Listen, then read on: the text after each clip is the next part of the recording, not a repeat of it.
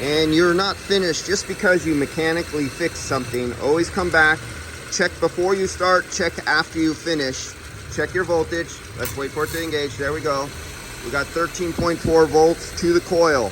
We're after the connection. If there was corrosion in the connection and we were connected to this side, we would be reading high voltage going there. But if the corrosion and it has a resistance on the other side of the load, it would drop and you would never see that. That's why when you back pin on the side of the load, not on the side that you're applying for voltage, because you never know what's going on inside this connection. That's all. Now, we're not finished.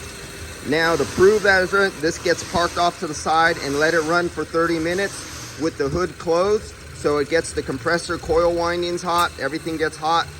Open the doors and windows, put it on high fan speed, put it on fresh air, and let this thing get hot to prove that the problem doesn't come back, you know, it was something else other than the clutch gap. But we know by the previous test that I showed you, it was the clutch gap.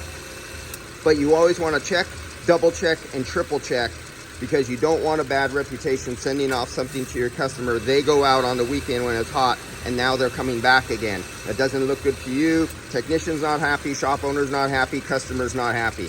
Let's make everybody happy and do good work. See you guys.